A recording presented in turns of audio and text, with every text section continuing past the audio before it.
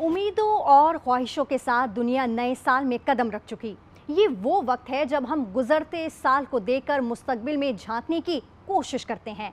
मैं इस साल को दो इंतहाओं के बीच गुजरते देख रही हूँ। एक तबका तीसरी जंग अजीम और दुनिया की तबाही की खौफनाक पेशगोइयों में मसरूफ है, तो दूसरा 2026 को आलमी तनाज़ात के हल का साल करार दे रहा है। ये हकीकत है कि सर जंग के बाद दुनिया इतनी गैर मुस्तहकम पहले कभी नहीं थी। गजा में जंग बंदी के बावजूद तनाज़ा बढ़ रहा है। सूडान, इथोपिया, सोमालिया और लीबिया में खाना जंगी और बैरूनी मुदाखलत उरूज पर है। यूक्रेन जंग आलमी सियासत और मईशत पर बदस्तूर हावी है। फिर अपने पड़ोस में नज़र डालें तो मशरिक और मगरिब में सरहदों के पार नफरत और इंतहा पसंदी का कारोबार उरूज पर है। ईरान महंगाई के खिलाफ एहतजाजों की लपेट में है। बांग्लादेश बदअमनी और बदउनवानी का हल फरवरी इलेक्शन में ढूंढता दिखाई दे रहा है। और इन आलमी मसाइल के बीचों बीच न सिर्फ पाकिस्तान बल्कि हर पाकिस्तानी सियासी, मुआशी और सिक्योरिटी मसाइल से नबरदाजमा है। इस जदीद मगर मल्टीपोलर दौर में उभरते मसाइल का हमसे क्या ताल्लुक है और बजीचा अतफाल में कौन से तमाशे हमारे मुंतजर हैं, ये जानते हैं सीनियर तज्जियाकार आमिर ज़िया से, जिनके साथ दे रहे हैं साबिक सफारतकार जौहर सलीम साहब। बहुत शुक्रिया, आप दोनों ने हमें ज्वाइन किया और सबसे पहले नए साल की आप दोनों को मुबारकबाद।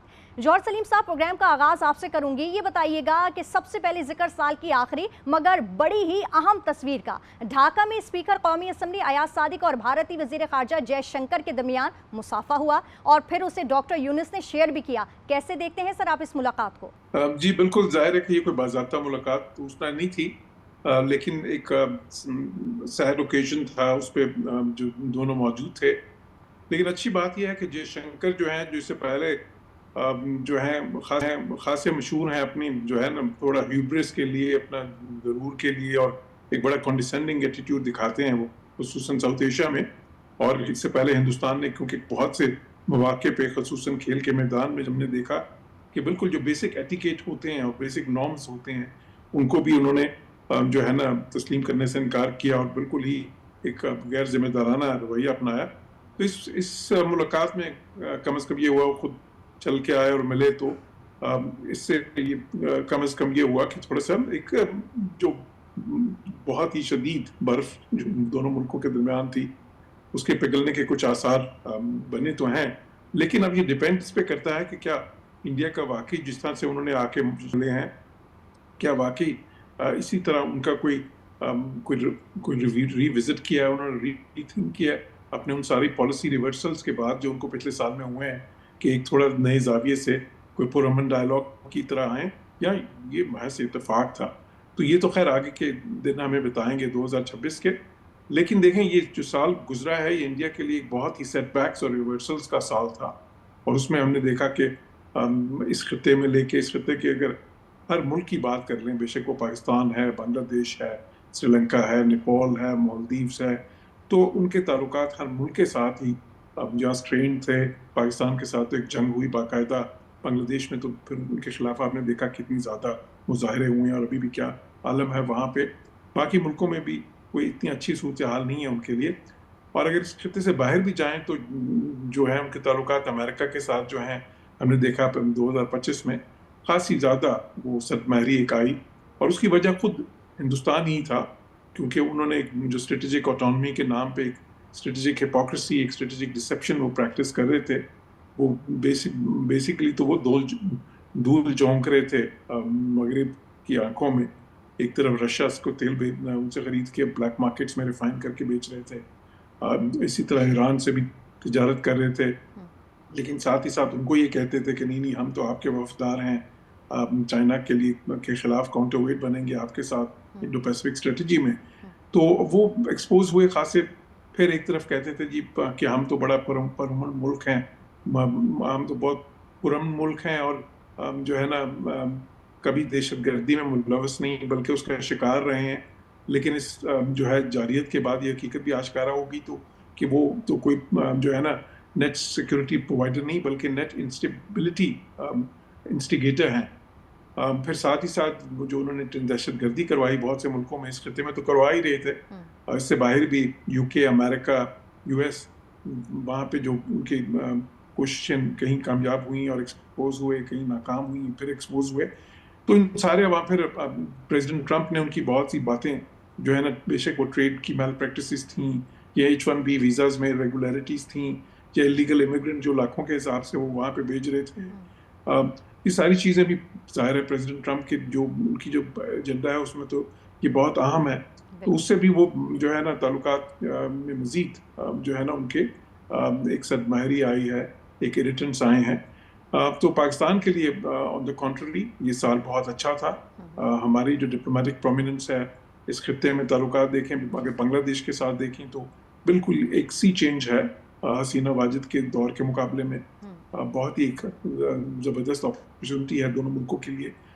ایران کے ساتھ تعلقات پہلے سے بھی مضبوط ہوئے, ایران کے آگے بھی انڈیا ایکسپوز ہو گیا ایران کو کہ وہ بھی وہ یہ دھوکہ دے اسٹریٹجک پارٹنر ہیں, جبکہ اسرائیل کے ساتھ مل کے ان کے خلاف انٹیلیجنس انہوں نے لیکس کیے. تو اسی طرح مشرق وسطیٰ میں بھی پاکستان کے تعلق جو ہے جو کہ بہت ہی برادرانہ ہمارے فریٹرنل ٹائز ہیں وہاں پہ اور مستحکم ہوئے. سعودی عرب سے دیکھیں تو highest form of defence cooperation جو ہے SMDA سائن ہوا. UAE کے آپ دیکھیں, بے شک بحرین کے دیکھ کے اب ٹاپ لیول وزٹ سارے ایکسچینجز ہوئے, بہت سے معاہدات پہ دستخط ہوئے دونوں طرف سے.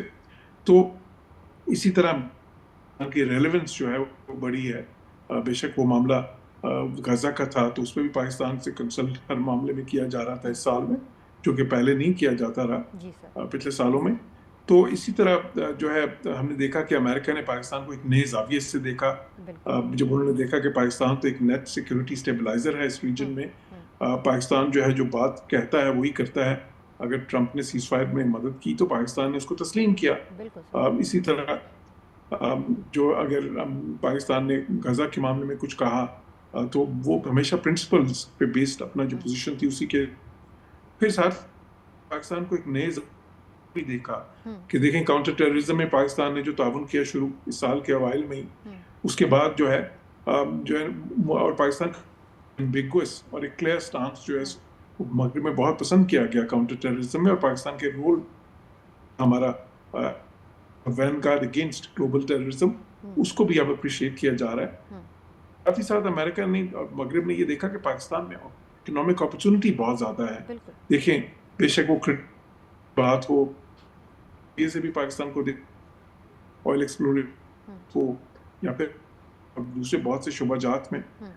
تو اب اس کے ساتھ ہی ساتھ جو ہے سب سے جو ایک عام پاکستان کا تعلق ہے چین کے ساتھ, وہ بھی سال میں دیکھیں اور بھی جو کوپریشن ہے اسٹرینتھن ہوئی. بالکل آپ نے درست فرمایا کہ پاکستان 2025 کے اندر کافی ابھر کر سامنے آیا ہے اور دنیا نے بھی یہ دیکھا ہے. عامر ضیاء صاحب نے بھی ہمیں جوائن کیا ہے. عامر صاحب, صرف ایک مسافے سے یہ سمجھنا کہ برف پگھل رہی ہے شاید درست بات نہ ہو, لیکن اس کے لیے عملی اقدامات بہت ضروری ہیں سر. تازہ ترین تنازع چناب بجلی گھر منصوبے کا ہے. اس سال آپ کی کیا امیدیں اور خدشات ہیں سر, یہ بتائیے گا. دیکھیں ہمارے یہاں اس مسافر پہ ہمارے میڈیا میں اور ہمارے تجزیہ کاروں نے کافی جوش و خروش کا مظاہرہ کیا ہے, لیکن یہ کہتے گھوڑے کے پیچھے نہیں باندھ رہے ہیں. بات یہ کہ آپ بھارتی میڈیا کا رد عمل دیکھیں. پہلے تو وہ کہتے ہیں بڑا قسم کا مطلب ہے یہ کوئی وہ ہے, اس کے اندر آپ بہت زیادہ ریڈ کرنے کی ضرورت نہیں ہے. اور جو ہمارے یہاں کہہ رہے ہیں کہ جی برف پگھلے گی یا برف پگھلنے کا اشارہ ہے, چپا ہوئے ہوا ہے تھوڑی سی برف, تو میرے خیال میں وہ نقطہ نظر بھی ایک میں سمجھتا ہوں کہ فلاڈ ہے. اس کی وجہ یہ کہ بھارت کو جو ہے اس وقت پاکستان کے ساتھ جو ان کی ریلیشن شپ کی نوعیت ہے وہ سوٹ کرتی ہے. انہوں نے اتنا زیادہ ہائپ پاکستان مخالف بنایا ہوا ہے کہ اس سے آسانی سے پیچھے ہٹنا ان کے لیے ممکن نہیں ہے. اپنے ڈومیسٹک کمپلشنز ہیں ان کے, اور ظاہر ہے کہ مذاکرات کی پھر ہماری مذاکرات کے حوالے سے غیر حقیقت پسندانہ توقعات بھی ہیں. بات یہ ہے کہ 4 روزہ جنگ میں یقیناً پاکستان نے ان کے دانت کھٹے کیے ہیں, لیکن ایک اور حقیقت یہ ہے کہ جب آپ مذاکرات کی ٹیبل پہ بیٹھیں گے, اگر بیٹھیں گے, جب بھی بیٹھیں گے, تو مجھے کوئی امکان نظر نہیں آ رہا ہے اس چیز کا, لیکن جب بھی بیٹھیں گے اس میں بھارت نے ریڈ لائنز کو زیادہ پش کر دیا ہے. وہ معاملات جو کبھی ماضی میں طے ہوئے تھے وہ دوبارہ سے اوپن ہو گئے. سندھ طاس معاہدہ طے ہوا تھا, لیکن آپ کو اس کے اوپر بھی بات اس کو ایک بارگیننگ چپ کے طور پہ یوز کرے گا. کشمیر کا جو انہوں نے ایک غیر قانونی طور پہ انضمام کیا ہے بھارتی یونین کے, وہ بھی ایک ریڈ لائن انہوں نے کراس کی ہے جو بہت ہی سگنیفیکنٹ ہے. وہ مطلب ہے کہ ان کے کچھ طیارے گر جانے سے بڑا انہوں نے جو ہے ایک کام کر کے دکھایا ہے. وہ یقیناً ان کو نقصان ہوا ہے، لیکن اب کہتے ہیں نا کہ مسئلہ کشمیر کی نوعیت کو بدل دینا یہ زیادہ بڑا دھچکا ہے ڈپلومیٹک ہمارے لیے، پاکستان کے لیے. وہ انہوں نے کر کے دکھا دیا ہے. اسی طرح سندھ طاس معاہدے کو جو ہے اس پہ وہ جو آبی دہشت گردی جس کو ہم کہتے ہیں جو وہ کر رہا ہے یا اس کا مزید کرنے کا ارادہ ہے، تو انہوں نے دو جو بڑی چیزیں طے ہوئی تھیں اس کو انہوں نے دوبارہ کھول دیا، میز پہ لے کر آ گئے. تو پاکستان وہاں سے نارمل ڈپلومیسی ہمارے ان کے درمیان ہو نہیں سکتی ہے، کیونکہ جو میٹرکس ہے وہ بدل دیا انہوں نے جب سے انہوں نے کشمیر کو اپنا حصہ بنایا، مقبوضہ کشمیر کو یونین ٹیریٹری کا. سے بات کرنے کے لیے بیٹھیں گے تو آپ پاکستان جو ہے ذرا سا پیچھے ہوگا اور بھارت کی جیب میں 2 پتے زیادہ ہوں گے، کیونکہ حقیقتاً بات کی ہوتی کہ انٹینجیبل اگر ہم بات کریں تو دونوں چیزوں پر اس کا قبضہ ہے اس وقت. سندھ طاس معاہدے کے اوپر وہ ڈسرپشن کر سکتا ہے جو ہمارے ہاتھ میں نہیں ہے. اس کے لیے تو ہم جنگ لڑیں ان سے، سفارتکاری ہم دیکھتے ہیں کہ وہ اس کے اوپر کوئی اثر نہیں ہوتا ہے. اس کے کچھ شریفانہ جب آپ بھارت سے کسی طریقے سے بات کرتے ہیں، ہمیں پتہ ہے کہ جو ایک پورا ایک عالمی منظرنامہ بنا تھا اس کے نتیجے میں مقبوضہ کشمیر میں جو جدوجہد آزادی مسلح ہو رہی تھی وہ آج وہ کم ہوئی ہے. اس میں پاکستان ایک زمانے میں جس طرح سے پشت پانی کیا کرتا تھا آج وہ نہیں کر رہا ہے. لیکن دوسری جانب بھارت جو ہے وہ پاکستان میں جو دہشت گردی ہو رہی ہے اس پہ وہ گلے گلے تک ملوث ہے.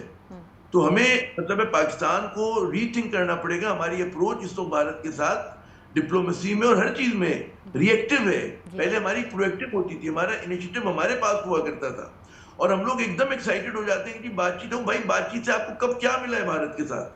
آپ یہ مجھے بتا. جب بھی بیٹھے سیاچن کا فیصلہ ہوتے ہوتے رہ گیا مگر نہیں ہو سکا.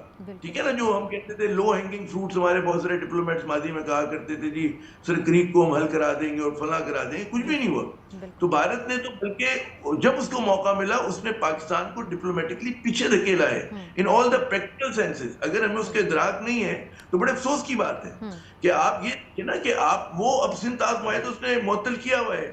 اب آپ پہلے تو نیگوشیشن اس چیز پہ کریں گے، کشمیر بعد میں آئے گی، سیاچن کی بات تو بعد میں آئے گی. ٹھیک ہے نا، انہوں نے ایک چیز کر دی. آپ نے اقوام متحدہ کی جو قراردادیں تھیں انہوں نے اس کو اٹھا کر پھینک دیا. پاکستان ان کے درمیان 2 طرفہ معاہدہ تھا بائیلیٹرل ہمارے ایگریمنٹ سے، اس کو انہوں نے اٹھا کر پھینک دیا. تو بات کی کہ بھارت تو منمانی کر رہا ہے، تو ساتھ ہاتھ گرا دینا جو ہے اس کا جواب نہیں ہے بھرپور. مطلب ہم نے ٹو لٹل ٹو لیٹ ہے. یہ اچھا کیا ہم نے، بہت بالکل سر، آپ نے بالکل درست فرمایا.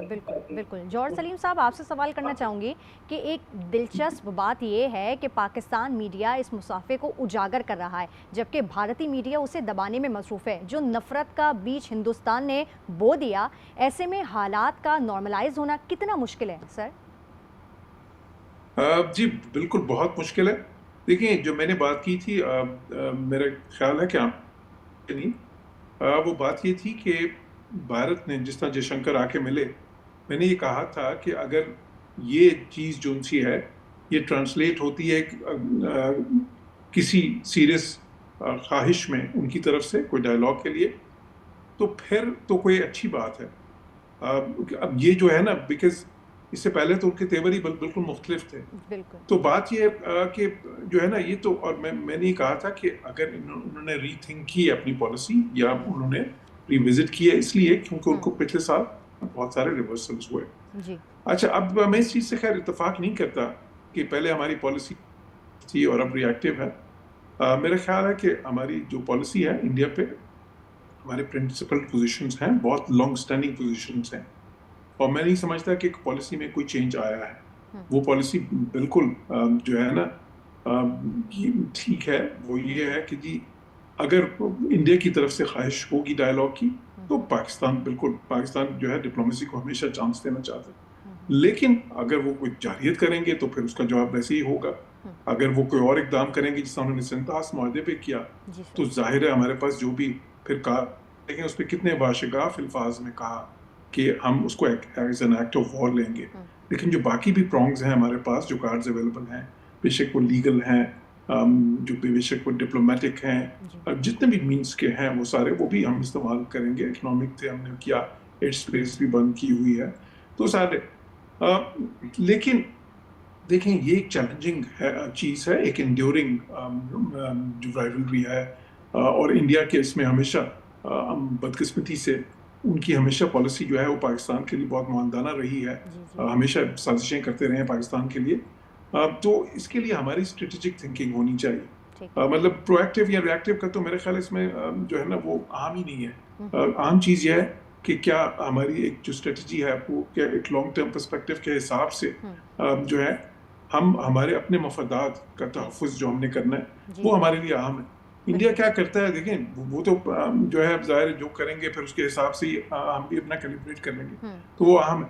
اب دوسری چیز آپ نے جو پوچھی کہ اس سال کی اگر بات کریں، اب دیکھیں پاکستان نے بہت زیادہ کامیابیاں سمیٹی ہیں پچھلے سال جو ہے سفارتی حساب سے پاکستان کی اسٹریٹجک ریلیونس بڑھی ہے، اسٹریٹجک جو ہے نا پاکستان کو ایک نیٹ پازیٹیو اس میں دیکھا جا رہا ہے زاویے میں. پاکستان کے دیکھیں اب جو باقی ملک ہیں اس خطے میں اور اس خطے سے باہر بھی، پھر امریکہ کے ساتھ تعلقات، چین کے ساتھ جو عام ترین ملک ہیں دنیا کے، ان کے ساتھ جو انٹرنیشنل اب یونائٹڈ نیشنز کے اندر دیکھیں وہ سب کچھ ہوا ہے بالکل. لیکن اب اہم چیز یہ ہے کہ ہم اس سب چیزوں کو ٹرانسلیٹ کریں into economic linkages, into institutional linkages, into trade linkages, investment linkages, جو ٹیکنالوجی جو ہے cooperation linkages, educational cooperation linkages, people to people contact linkages, tourism linkages. Because آج کی دنیا میں اگر کوئی ملک بھی جو انٹرنیشنل لوپ ہے ٹریڈ، انویسٹمنٹ اور ٹورزم اور ٹیکنالوجی کا اس میں نہیں ہے پوری طرح سے انٹیگریٹڈ، تو پھر وہ جو ہے نا کبھی بھی اکنامیکلی گرو نہیں کر سکتا. اور وہ صرف اکنامیکلی بلکہ گرو نہیں کرے گا بالکل اکنامیکل گرو نہیں کر سکتا. بالکل جوہر سلیم صاحب آپ کا پوائنٹ آ گیا ہے، اور اسی سے جڑا ایک سوال ہے جو کہ میں عامر ضیاء صاحب سے کرنا چاہوں گی. عامر صاحب، بنگلہ دیش سے پاکستان کے تعلقات شاید تاریخ میں پہلی بار اتنے خوشگوار ہیں. 2026 میں آپ اس حوالے سے کیا اہم تبدیلیوں کی توقع کر رہے ہیں، اور ان کا پاک بھارت تعلقات میں سر کیا کردار ہے؟ میں اس پہ آنے سے پہلے سے ایک چیز گزارش کروں کہ پاکستان کی جب بھارت نے اسیملیٹ کیا تھا اللیگلی مقبوضہ کشمیر کو اگست 2019 میں، تو پاکستان کی اسٹیٹڈ پوزیشن یہ تھی کہ ہم اس وقت تک ان سے بات نہیں کریں گے جب تک یہ اس ڈیسیشن کو جو ہے اس سے پیچھے نہیں ہٹتے، اس کو ریووک نہیں کرتے. That was Pakistan last position. وہ یہ نہیں تھی پاکستان کی پوزیشن کہ جی جب بھارت ہم سے بات کرنے کو تیار ہوگا تو ہم ان کے دروازے پہ بیٹھے ہوں، جیسے ہی کہیں گے ہم کہیں گے جی چلیں آئیں بات کریں. کیونکہ انہوں نے جو ہے ایک انہوں نے نارمل ڈپلومیسی کو ختم کر دیا پاکستان کے ساتھ. اور یہ اگر پاکستان نے اس کے بعد بھی جا کر بیٹھتا ہے تو اس کا مطلب ہم کنسیشن دے کر پیچھے ہٹ کر ان کے ساتھ بات کریں گے، کیونکہ بھارت نے وہ پتہ اپنی جیب میں ڈال دیا. تو یہاں پر مذاکرات پر ہے، مذاکرات کرنا جو ہے وہ کسی بھی طرح پاکستان کو سوٹ نہیں کرتا. اور میرے خیال میں جو پچھلی گورنمنٹ تھی، بہت ساری تنقید آپ کر سکتے ہیں کہ ان کی بہتر پوزیشن تھی کہ انہوں نے کہا تھا ہم نہیں بیٹھیں گے. اگر انہوں نے جو ہے آرٹیکل 370 کو جو ہے ریووک نہیں کیا، اور میرے خیال بالکل صحیح ایک پوزیشن تھی کہ آپ نے ایک طرفہ طور پر ان معاہدوں کو ختم کر دیا. تو یہ پاکستان کی پوزیشن تھی اور یہ برقرار رہنی چاہیے. اگر ہم اس وقت اس پوزیشن پہ آ گئے کہ بھارت جب کہے گا کہ آئیے مذاکرات کرے تو ہم حاضر ہو جائیں گے، یہ تو کوئی بات نہ ہوئی. کہ بھارت نے 2-3 معاہدے توڑ دیا آپ کے ساتھ، ایگریو پارٹی ہم ہیں. تو یہ میں سمجھتا ہوں کہ اگر یہ تبدیلی، مجھے تو یہ تبدیلی لگتی ہے کیونکہ ہم نے ایک رد عمل دیا تھا اور وہ رد عمل بھی کم تھا. جو کچھ بھارت نے ظلم کیا تھا اس کے مقابلے میں پاکستان نے اپنی معاشی کمزوریوں کی وجہ سے اور دیگر کمزوریوں کی وجہ سے، ورنہ وہ وقت تھا کہ پاکستان جب اپنے آپ کو شہرت کہتا ہے کشمیر کی تو ہمیں بہت کچھ کرنا چاہیے تھا، ہم نہیں کر سکے تھے. جنرل باجوہ صاحب کا دور تھا، عمران خان صاحب کا دور تھا. اس کے بعد کم از کم انہوں نے جو بیئر منیمم کیا تھا وہ یہ کیا تھا جی ہم نے ڈپلومیٹک ریلیشنز ڈاؤن گریڈ کر دیے، اکنامک ٹائز توڑ دیے، ہم ان سے تجارت نہیں کریں گے. تو بھائی اس چیز پہ تو آپ لوگ برقرار رہیں. اگر اس پر بھی آپ لوگ پیچھے ہٹ جاتے ہیں کچھ سالوں کے اندر، 5-6 سال میں، تو اس کا مطلب ہے کہ پاکستان کنسیشن دے رہا ہے، پاکستان جو ہے بھارت کی شرائط کے اوپر ان کی ٹرمز پر آ کے بات کر رہا ہوگا. تو میرے خیال میں یہ کوئی ہاکش لائن نہیں ہے، یہ بالکل ایک عقل کی بات ہے کہ ہم یہ والی بات نہیں کہہ رہے کہ ہم نے ان کی جگہ پہ قبضہ کر دیا. مظلوم پارٹی ہم ہیں، ظلم ہمارے ساتھ ہوا ہے، بدمعاشی انہوں نے کی ہے. تو آپ جب تک اس کو اپنا رویہ سخت نہیں کریں گے اس معاملے پہ، ہماری ایک مجھے بڑی حیرت ہوتی تھی وہ شاہ محمود قریشی کے زمانے سے ہم دیکھتے تھے جب وہ لوگ مذاکرات آپ سے نہیں کرتے تھے تو جی ہم بیٹھنے کے لیے تیار ہیں. کس کو آپ یہ براؤنی پوائنٹس آپ اسکور کرنا چاہتے ہیں کہ جی جب کو ہمیں پتہ ہے کہ وہ مذاکرات ان کو سوٹ نہیں کرتے، مذاکرات ہمیں بھی سوٹ نہیں کرتے، ہم اعتراف نہیں کرتے. کیونکہ بھارت تو آداب دشمنی سے واقف ہے، وہ تو کلیئرٹی کے ساتھ عمل کر رہا ہے پاکستان کے خلاف. ہمارے یہاں کیا ایک مطلب ہے ہوتا ہے ٹھیک ہے، تو خدا کا شکر ہے کہ مئی میں ہم نے ان کو 4 روزہ جنگ میں وہی جواب دیا جو ہمیں دینا چاہیے تھا. لیکن اس کے بعد پھر ہم لوگ اپنی پرانی لے کے اوپر آ جاتے ہیں. کہ جناب آئیے ہم بات چیت کر لیتے ہیں. بھائی بات چیت پہلے تو آپ ان سے منوائیں نا کہ جو آپ نے انلیگل اسٹیپس کیے ہیں اس کو بحال کریں, اس کے بعد آپ کے ساتھ نارمل ڈپلومیسی ہوگی. تو پاکستان کو اپنے تیور دکھانے ہوں گے. اگر آپ نہیں دکھائیں گے تو آپ یہ دیکھیے گا, میں لکھ لیں یہ بات آج آپ, کہ پھر اس کا مطلب ہے کہ بھارت ایک اسٹرانگر ہینڈ کے ساتھ آپ کے ساتھ میز پہ بیٹھے گا اگر آپ نے یہ بات ان کی مان لی. اور یہ بات آپ کو ڈپلومیٹک مین سے سختی سے کہنا چاہیے, کوئی حرج نہیں ہے. ہمیں کیوں ہم اپنے آپ کو گڈ بوائے بنا کے پیش کر رہے ہیں, ہمیں ضرورت کیا ہے؟ بھائی بھارت جو رویہ اپنا رہا ہے, آپ کو اگر آپ کو نیگوشیٹ کرنا ہے ان سے, آپ کہتے ہیں ہمیں برابری کی بنیاد پہ کرنا ہے, تو اپنے تیور دکھانے پڑیں گے. بالکل تیور جہاں دکھانے تک پڑیں بنگلہ گے دیش کا مجھے نہیں پاکستان پتا, کو, میں اور زیادہ ہر حال میں جو ہے وہ بھارت کو منہ توڑ جواب دینا پڑے گا. بالکل عامر ضیاء صاحب, آپ کا پوائنٹ میرے پاس آ گیا ہے. گفتگو کا سلسلہ جاری ہے, یا لیں گے ایک چھوٹا سا break. Welcome back. Jauhar Saleem صاحب, یہ بتائیے گا کیا یہ سال پاک افغان دوستی اور تجارت کی بحالی کا سال بھی ثابت ہو سکتا ہے؟ 2025 میں پیدا ہوئی دوریاں کیا نزدیکیوں میں تبدیل ہو سکتی ہیں؟ دیکھیے, ڈپلومیسی میں تیور دکھانا مجھے نہیں سمجھ آیا کہ تیور کیسے دکھاتے ہیں آپ. خیر وہ عامر صاحب جو ہے, میں ان کے جذبات کو پوری طرح سکتا ہوں, لیکن دیکھیں ڈپلومیسی جو ہوتی ہے, پاکستان نے اس وقت جو کیا, بالکل 2019 میں ہم نے سب کچھ بریک کیا, بالکل کیا. بہت سالوں تک ہم نے پوری دنیا کو یہ باور کرایا کہ ان کے غیر قانونی اقدام ہیں, اور وہ جو ہے نا جو انہوں نے کیے. لیکن اس میں یہ بھی کہہ دوں کہ دیکھیں 370 تو اتنی اہم نہیں تھی, جو اصل اہم تھی وہ 35A ہے. آرٹیکل 35A کو جب انہوں نے ایبروگیٹ کیا, تو کیونکہ جو ہمارا ڈسپیوٹ ہے ان سے, وہ تو اس پہ ایک ہے نا, وہ ڈیموگرافکس چینج نہ کر سکیں. 370 جو ہے ٹھیک ہے, دونوں چیزیں تھیں, لیکن 35A اہم ہے اس ڈسپیوٹ کے حساب سے, بیکاز 35A کو جب انہوں نے ایبروگیٹ کیا تو پھر وہ ڈیموگرافک بیلنس وہاں کا چینج کر سکتے ہیں, اور وہ انٹرنیشنل لا کی بھی خلاف ورزی ہے, وہ شملہ اکارڈ کی بھی خلاف ورزی ہے, وہ United nation security council resolutions کی بھی خلاف ورزی ہے. اچھا, جب پریزیڈنٹ ٹرمپ نے جب ثالثی کرائی اور انہوں نے کہا کہ جی دونوں ملک مذاکرات کی بیس پہ بیٹھیں, تو اب اگر اس طرح کی کوئی میڈیشن, پاکستان کا یہ بڑا پرانا سٹینس ہے کہ جی اگر کوئی بھی کشمیر پہ میڈیشن کرائے گا تو پاکستان جو ہے نا اس کو جو ہے نا وہ آفر قبول کرے. یہ سٹینس پاکستان کا دہائیوں پرانا ہے. اب اگر آپ کہیں کہ جی ہم مذاکرات نہیں کرتے, تو انڈیا کو بھی, آپ نے اور عامر صاحب نے خود ہی کہا کہ انڈیا کو بھی سوٹ کرتا ہے مذاکرات نہیں کرتے, تو پھر اگلے 10-20 سال تک آپ اس میں بات ہی نہیں کریں, مثال کے طور پہ بالکل بھی نہیں کرتے, تو کیا ہوئے گا پھر؟ مطلب آپ کے مسائل کیا جو ہیں, دیکھیں ابھی آپ نے وہ جو ہر سال آپ ایکسچینج کرتے ہیں لسٹ اپنی, یہ آپ کے معاہدات ہیں, انڈس واٹرز ٹریٹی بھی لیٹ سے وہ کہتے ہیں کہ جی ہم نے انہیں بیئنس کر دیا, لیکن اگر ہم نے اس انشور کرنا ہے کہ اس ٹریٹی کے حساب سے چیزیں بھی ہوں, تو کہیں نہ کہیں تو انٹریکشن ہوگا نا. صرف یہ تو نہیں کہ بچوں کی طرح ناراض ہو کے بیٹھ جائیں, جی ہم تو بولتے نہیں, اب تو بس ٹھیک ہے. ڈپلومیسی میں اس طرح نہیں ہوتا.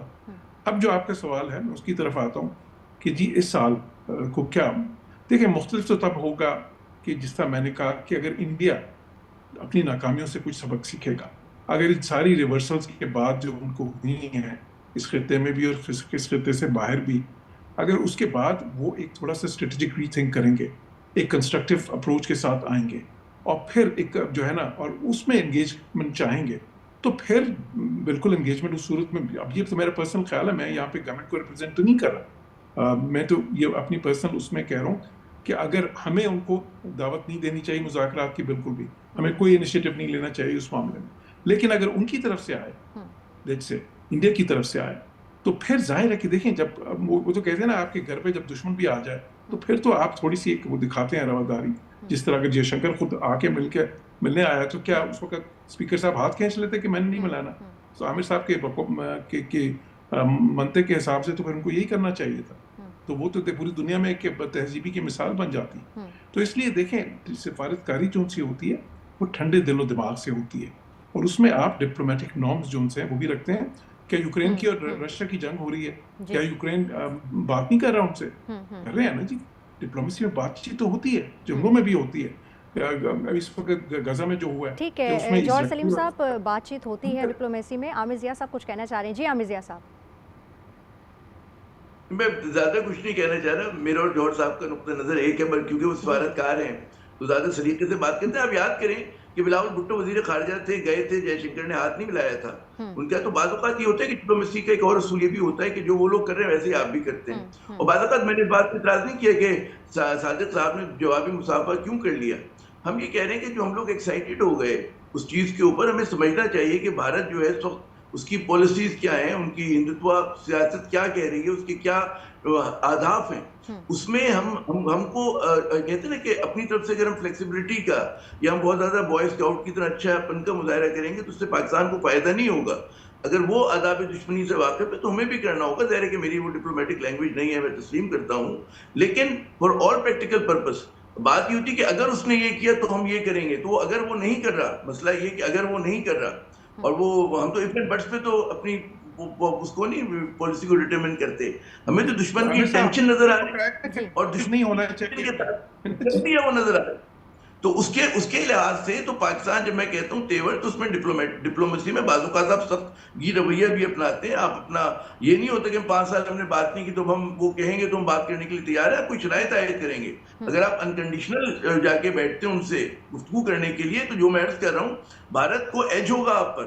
بھارت جو ہے اس کے جیب میں 2 پتے زیادہ ہوں گے. انہوں نے کیا ہوا ہے نا وہ جو میں خود اپنے کیسے جو جی عامر ضیاء صاحب، جوہر سلیم صاحب کچھ کہنا چاہ رہے ہیں. جی جوہر صاحب بولیے گا.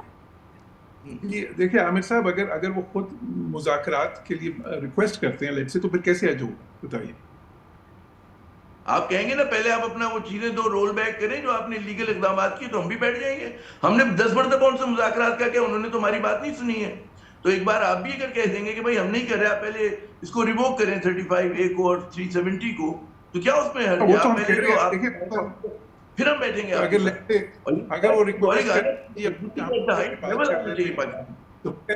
جی جوہر سلیم صاحب. جی میں تو یہ کہہ رہا ہوں، دیکھیں میں تو خیر ڈپلومیسی کی بات کر رہا ہوں نا، کہ ڈپلومیسی میں یہ ہوتا ہے کہ اگر وہ کہیں کہ چلیں جی، اگر وہ ریکویسٹ کریں تو پھر تو ایج آپ کو ہوگا، مطلب جو ان سے پھر آپ کی پوزیشن بہتر ہوگی. اور پھر سب سے پہلے تو آپ اسی پہ بات کریں گے کہ جی مذاکرات کے دوران آپ کہہ سکتے ہیں کہ جی یہ وڈرا کریں آپ. اور وہ ہم نے 5 سال سے کتنے سالوں سے دیکھیں 6 سال ہو گئے، یہ ہم نے اسٹینڈ تو لیا ہوا ہے نا. دیکھیں ڈپلومیسی میں خاص طور پہ جو میں بات کر رہا ہوں یہ کہ اگر میڈیشن کہیں سے آتی ہے، لیٹ سے امریکہ میڈیٹ کرتا ہے، جی سر، ٹھیک ہے، تو میڈیشن پہ تو ہمارا بڑا پرانا ایک سٹانس ہے نا کہ اگر کوئی میڈیٹ کرتا ہے جموں کشمیر ڈسپیوٹ پہ تو پھر ہم وہ میڈیشن قبول کریں گے. اور انڈیا کا بہت پرانا سٹانس یہ ہے. بات یہ بھی کرتا ہے نا کہ بھارت تو نہیں تیار اس چیز کے اوپر، تو ایک اسٹیل میٹ ہے، ایک ڈیڈ لاک ہے دونوں ممالک کے درمیان. اور وہ اس وقت دیکھیں بھارت ہمیشہ اس وقت مذاکرات پر ہے جب وہ دباؤ کا شکار ہوئے. جب مقبوضہ کشمیر میں انسرجنسی یا آزادی کی تحریک بڑھی تھی تو وہ مذاکرات پہ آیا تھا. آپ جو ہے بلا وجہ ان کو نہیں لا سکتے کہ بھئی وہ ان کا بھی مطلب ان کے قبضے میں چیزیں.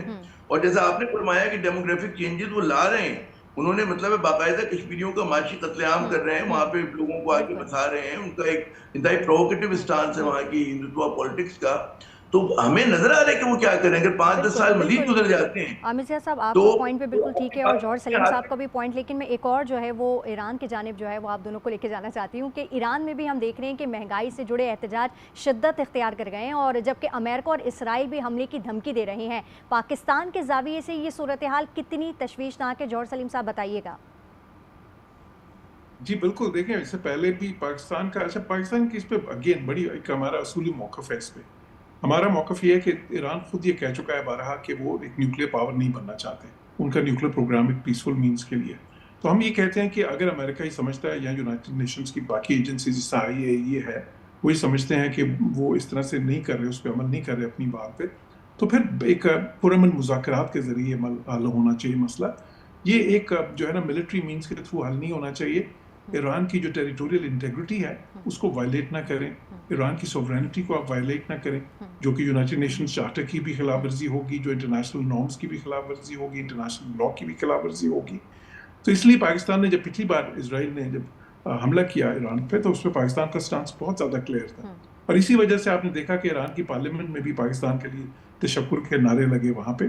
اس موقع پہ India by the way, India کا سٹانس جو ہے بہت ہی ایمبیگوس تھا، اور انڈینز تو اس وقت کہیں نظر نہیں آ رہے تھے. وہ انہوں نے اصولی موقف لینے کی بجائے بالکل وہ منظر نامے سے ہی غائب ہو گئے، اور وہ جو ایک قسم کے آپس میں کہتے تھے اس سے پہلے بڑا دوستی کا دم بھرتے تھے ایران کے ساتھ، وہ بھی ایکسپوز ہو گئے. اچھا اب ابھی بھی یہ اگر صورتحال ہوتی ہے پاکستان کا پھر وہی موقف ہوگا کہ دیکھیں ہم بالکل اس کے خلاف ہیں. ایک تو اس قسم کی کوئی ملٹری مینز کی جو استعمال ہے وہ اس خطے کی سلامتی کے لیے اچھا نہیں ہے، اس میں اور انسٹیبلٹی کریٹ کرے گا. دوسرا یہ کہ وہ پھر آپ ایران کی ٹیریٹوریل انٹیگریٹی وائلیٹ کرتے ہیں. ٹھیک بہت ہے ہی بری جوہر مثال۔ سلیم صاحب، بے حد شکریہ آپ کا قطع کلامی کے لیے معذرت۔ عامر ضیاء صاحب سے میں پروگرام کے آخر میں کچھ پوائنٹس لینا چاہوں گی اس حوالے سے۔ عامر ضیاء صاحب، آپ کیا کہیں گے ایران کی مہنگائی کے حوالے سے اور پھر پاکستان کے زاویے سے یہ صورتحال کتنی سر تشویشناک ہے؟ ظاہر خطے میں پاکستان کی کبھی بھی خواہش نہیں ہوگی کہ ہمارے خطے میں کہیں پہ جنگ کی آگ بھڑکے۔ افغانستان پہلی جو ہے ابھی اسٹیبل نہیں ہے، وہاں پر ایک مشکلات کا ہمیں سامنا ہے، اور اگر کوئی بڑی جنگ ہو جاتی ہے خطے کے اندر ایران کے محاذ کے اوپر، تو ظاہر ہے کہ اس کا اثر جو ہے پاکستان پہ پڑے گا، اور وہ پوری دنیا پہ پڑے گا، وہ کموڈٹی پرائسز پہ پڑے گا، تیل کی پرائسز پہ پڑے گا۔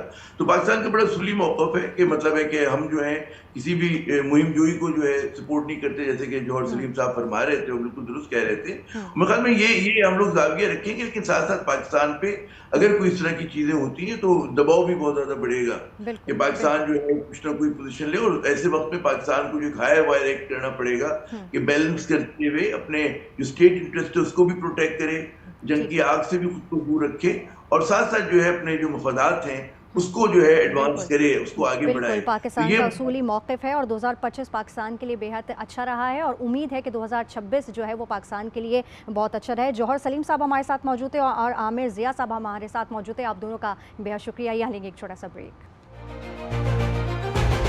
Welcome back. نئے سال کے آغاز پر بھی عالمی منظرنامہ کوئی حوصلہ افزا تصویر پیش کرنے سے قاصر ہے۔ عالمی اقدار کی جگہ مفادات نے لے لی ہے۔ بین الاقوامی تعلقات نہ صرف وقتی ہیں بلکہ سودے بازی پر مبنی ہے، جہاں طاقت اصولوں پر غالب ہے۔ سفارتکاری کے بجائے فوجی اور معاشی دباؤ زیادہ مؤثر ہیں۔